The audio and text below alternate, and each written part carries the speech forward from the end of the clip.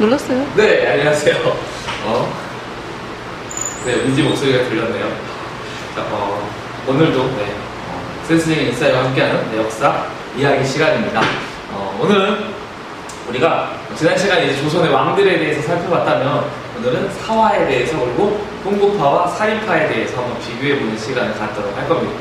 오늘 특별히 오반에 김민지 학생이 지금 찍어주고 있습니다. 신전 떡볶이를 기다리면서 함께하고 있는데 한번 수업으로 들어가 보도록 하겠습니다. 여러분 아마 지금 시험이 얼마 안 남아서 많은 친구들이 빨리 올려달라고 부탁을 하더라고요. 그래서 제가 지금 불리나게 지금 더 죽겠는데 지금 찍고 있는데요. 여러분들 열심히 하시길 바라겠습니다. 자, 한번 따라오도록 하세요. 오늘 내용이 굉장히 많고 중요한 내용이 많다 보니까 여러분들 반복해서 여러 번 들어도 여러분 큰 도움이 될 것 같아요. 자, 우선 조선의 건국을 하는 데 앞장선 세력들이 바로 누구였냐면 신진 4대부라고 하는 세력이었어요. 신진 4대부는 조선을 건국해야 되냐 아니면 고려를 그대로 두어야 되냐를 두고 크게 두 세력으로 나눴죠. 한 세력은 바로 정도전을 중심으로 한 혁명파, 정도전이 중심이죠. 그다음에 또 한 세력은 우리 고려라고 하는 나라를 그대로 둔 채 나라를 개혁해 나가자라고 주장하는 온건파로서 단신가로 유명한 정몽주라고 하는 사람이 대표죠. 결국엔 누가 승리를 했죠? 그렇죠. 이방원에 의해서 온건파가 제거되면서 바로 혁명파가 승리를 하게 됩니다. 그렇게 되면서 이 혁명파는 이제 새로운 권력을 잡게 되고 이들을 우리가 이제 관학파라고 많이 이제 부르게 됩니다. 이제 성균관에서 관학의 출신들이 대부분이다라고 해서 많이들 관학파라고 부르죠. 그리고 패배한 이 온건파들은 이제 서울에 남아있지 못하게 되고 원래 자기 지역 원래 신진 4대부가 지방 향리 출신이었거든요. 그래서 지방으로 다들 내려가서 추후 미래를 모색을 하게 되죠. 이런 때 여러분들 지난 시간에 배웠다시피 이방원의 왕자의 난이라든지 하면서 왕통이 계속 변화되게 되고 특별히 세조라고 하는 수양대군이 단종을 몰아내게 되면서 세조가 왕의 집권을 하죠. 그때 세조의 집권을 도왔던 이 관학파 중에서도 세조의 집권을 도왔던 세력들을 우리가 따로 뭐라고 구분해서 부르냐면 훈구파라고 부릅니다. 그러니까 사실은 훈구파들은 대체로 이 관학파라고 여러분들 보시면 되겠죠. 혁명파를 잇는 그래서 성균관을 중심으로 성장한 세력들 우리가 훈구파라고 부릅니다.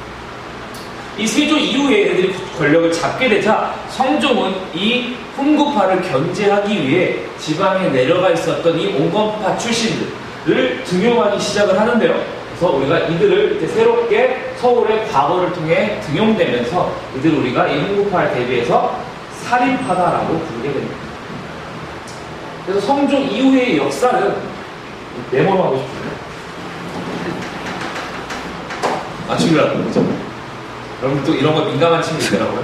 왜 얘는 네모고 얘는 동그라미지? 이렇게. 살인파라고 해서 이제 앞으로의 역사는 이 훈구파와 살인파의 싸움이 될 겁니다. 그래서 당연히 훈구파가 처음에 권력을 잡고 있었기 때문에 처음에는 굉장히 막강하게 살인파들을 막강한 힘으로 누르게 되죠. 그래서 살인파들이 굉장히 많은 피해를 받아요. 그래서 선비들이 화를 입었다라고 해서 사화라고 하는 그러한 사건들이 나타나게 될 겁니다. 먼저 이 사화를 살펴보기 전에 이 훈구파와 살인파는 어떠한 특징들이 있는지에 대해서 한번 살펴보도록 합시다. 이걸 한번 이쪽으로 와봤어요. 새롭게 하기 위해. 네. 자, 우선 훈구파의 특징에 대해서 한번 살펴보죠. 훈구파는 우선 출신이 아까도 잠깐 얘기했다시피 이 혁명파를 계승한 세력들로서 대체로 성균관에서 공부한 세력들이 서울에 있는 대학교라고 생각을 하시면 되겠죠.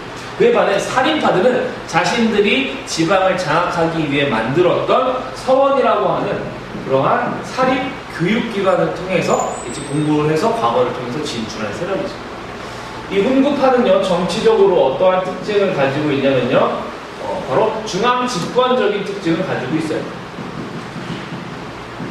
중앙이 중심이 되어서 모든 권한들, 즉 나라가 운영되는 데 있어서 중앙이 중요하다라고 하는 거죠.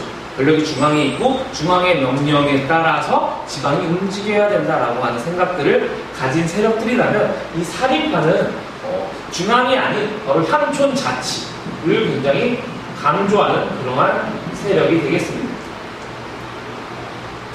사상적으로도요, 이게 이 사람들이 어떠한 생각을 가지고 있느냐가 굉장히 중요한데요. 신진 4대 부이기 때문에 당연히 두 세력 모두 성리학이라고 하는 그러한 사상을 가지고 있는 세력이에요.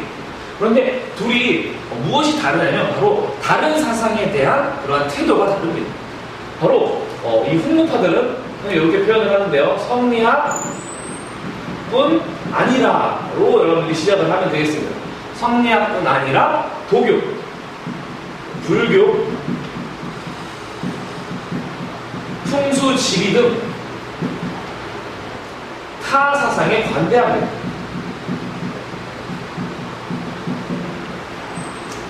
타 사상에 관대. 즉 성리학도 공부해도 되지만 성리학을 공부해야 되지만 다른 것들도 공부를 해도 된다라고 하는 겁니다. 그러다 보니까 과학과 관련된 것들을 공부해도 되는 거예요. 그러다 보니까 이 훈구파들이 권력을 잡았을 때 우리가 대체로 15세기라고 이야기하고 이 살인파들이 권력을 잡았을 때가 16세기라고 이야기하는데요. 15세기에는 기술을 굉장히 중시하면서 과학기술이 발달하게 되는 그러한 특징을 갖게 됩니다. 그에 반해 이게 짭짭대는 것 같아요. 그에 반해 살인파들은 이렇게 시작을 하면 돼요. 성리학만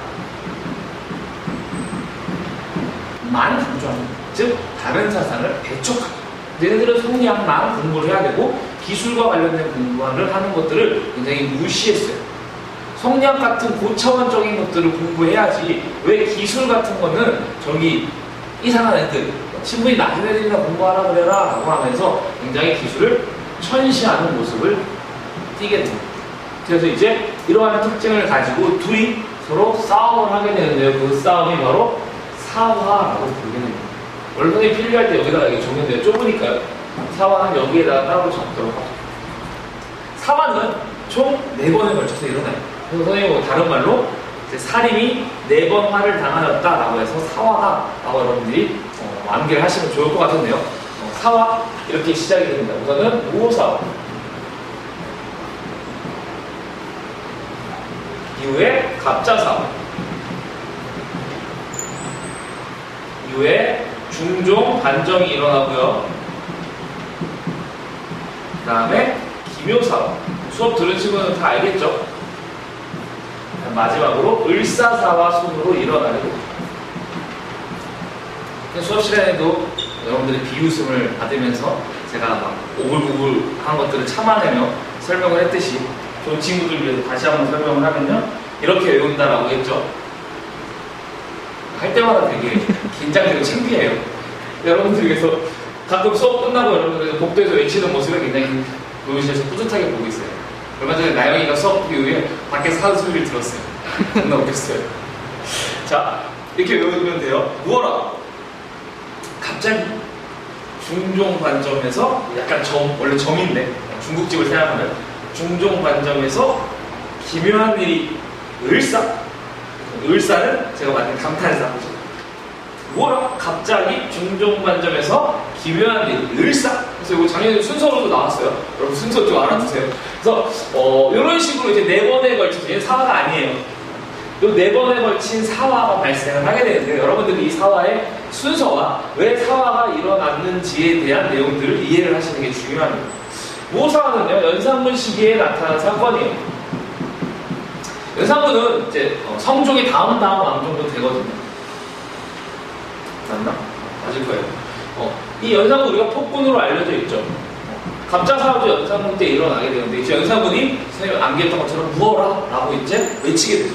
무엇을 보고 무어라 라고 외치게 되냐면 바로 김종직이라고 하는 사람이 지은 조의제문이라고 하는 것을 보고 무어라 라고 이야기합니다. 이 김종직이라고 하는 사람은 아까 여기 살인파가 성종 때 등용되면서 이제 올라온 사람이에요. 근데 등용되고서 어떠한 글을 쓰냐면 조의제문이라고 하는 글을 쓰는데요. 이 내용이 무슨 내용이냐면 중국 황제에 대한 내용인데요. 어떤 중국 황제 중에 자기의 조카를 쫓아내고 자신이 왕이 된 사람이 있었던 거예요. 그것을 비난하고 그 조카를 굉장히 마음 아파한 내용들을 담은 거예요. 근데 이게 우리나라 역사에도 있었죠. 지난 시간에 배웠던 것처럼. 그죠? 바로 누구죠? 그래요. 바로 단정을 몰아내고 왕이 된 세조죠. 연산군은 세조의 다음 왕들이 왕이에요. 그러다 보니까 세조가 왕이 되지 않았으면 왕이 될 수 없는 사람이에요. 그 세조의 왕이 된 것들을 깐 거야. 그러다 보니까 약간 뭐 자기 할아버지 드립한 거죠. 그러니까 이 사실을 알게 된 연산군이 뭐라! 라고 한 거예요. 이제 김종직의 제자였던 김일손이라고 하는 사람이 이 글을 쓰게 되고 바로 이 훈구파와 살인파의 갈등 가운데서 살인파를 견제하기 위해 훈구파 중에 어떠한 인물이 이것을 약점 잡아서 연산군에게 이른 사건이죠. 그래서 이 사건으로 이 김종직의 조의제문이라고 하는 것으로 사건으로 인해서 여기와 관련된 살인들이 큰 피해를 보게 되는데요. 그 사화가 바로 무오사화입니다.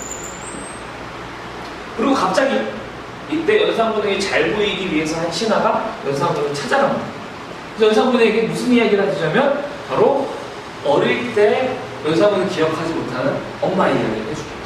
연산군의 엄마가 이제 왕비로 있다가 신하들에 의해서 이제 뭐 왕비답지 못한 행동을 했다라고 해서 왕비에서 쫓겨납니다. 그래서 폐비라고 하는데요. 왕비에서 패하게 됩니다. 그래서 폐비 윤씨라고 부르는데요. 이 사람이 결국에는 왕비에서 쫓겨나서 사약을 받고 죽게 되죠. 이 사실을 연산군이 몰랐는데요. 이 신하가 와서 이야기를 해주게 되죠.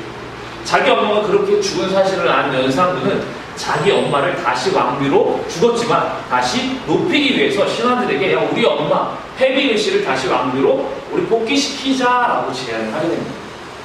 하지만 지금 여태 살아있었던 사람들 중에 이 폐비 윤씨가 폐비되는 데 있어서 앞장선 사람들이 굉장히 많았죠. 그러다 보니까 당연히 반대하게 되죠. 그래서 폐비 윤씨. 그런데 여기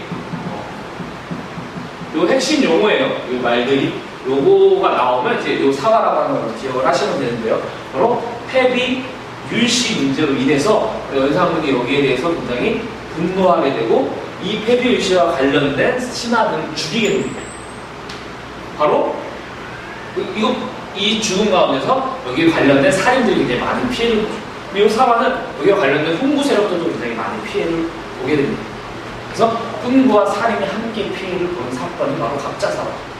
자, 이렇게 폭군적인 성향을 연산군이 보이기 시작하자 이제 신하들이 살 수가 없는 거예요. 그래서 야, 우리가 이 왕을 쫓아내자라고 모의를 하게 되고 바로 그래서 중종반정이 일어납니다. 신하들이 연산군을 쫓아내고 새로운 왕을 옹립합니다. 그래서 집에서 막 자고 있었던 중종을 너가 이제 왕이 되라 라고 해서 중종을 왕位자리로 앉히게 되죠. 이제 중종은 자기가 사실은 왕이 되는데 큰 역할을 하지 않는 인물이에요. 그러다 보니까 왕이 되고 나서 처음에 큰 힘이 없는 거야. 그래서 자연스럽게 훈구 세력의 권력을 조금씩 잡게 되죠. 그리고 나는 왕인데 자기가 권력을 잡기 위해 훈구 세력을 견제할 새로운 세력들을 키워내게 되는데요. 그 세력들이 다시 살인들이죠. 살인을 적용하는데 그 중에 대표자가 바로 조광조입니다. 중종 시기이죠. 앞으로 해도 조광조, 뒤로 해도 조광조. 미안해. 굳이 그렇게 한숨 쉴 필요 없잖아요. 조광조를 등용을 해서 개혁을 진행해 나가게 되죠.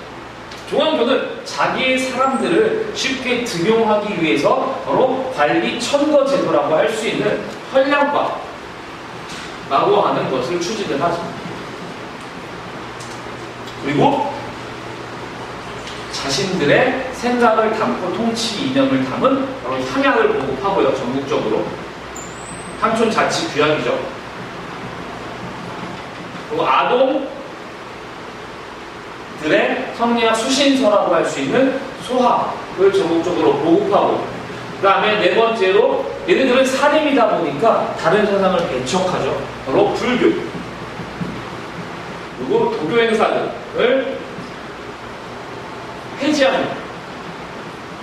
당연히 지금까지 훈구 세력이 권력을 잡고 있다 보니까 도교나 불교에 대해서 좀 관대했던 거죠.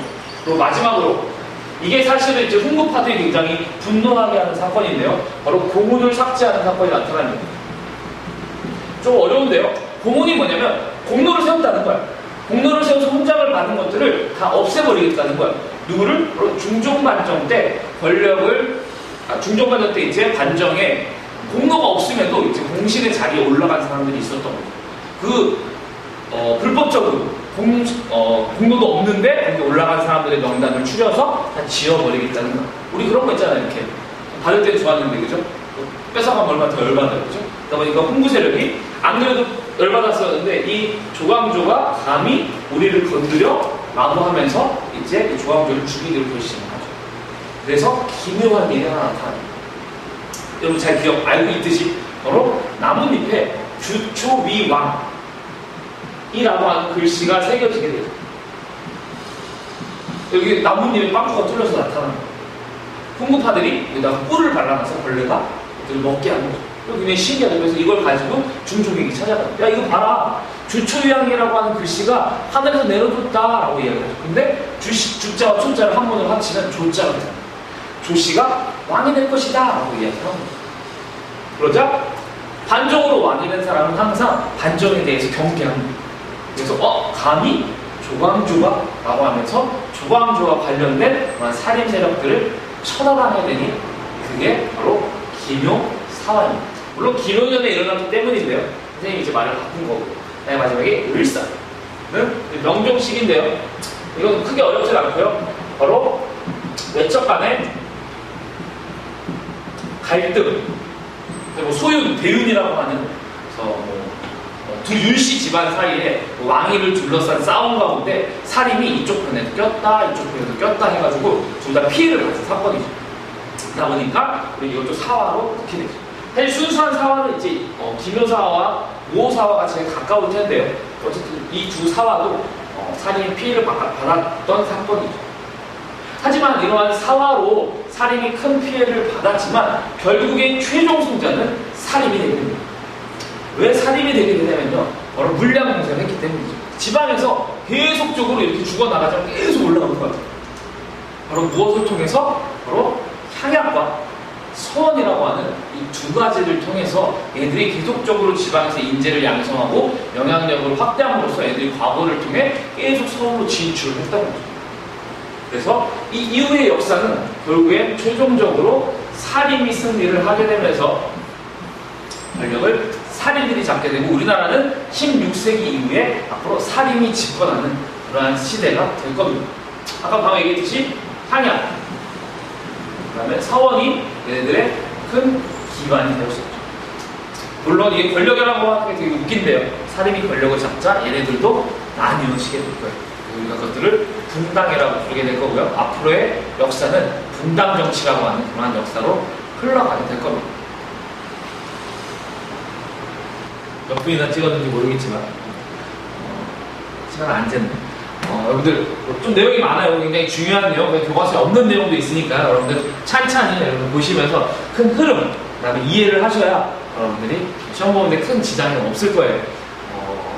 역사적으로 여러분 좀 재밌게 들었으면 좋겠고요. 그죠? 뭐라 갑자기 중동반점에서 기묘하게 을사. 다시 한번 얘기하자면 여러분들 괜찮은 안기법이 있으면 저에게 오시면 제가 선물을 드리도록 할게요. 끝까지 열심히 하시길 바라겠습니다. 안녕.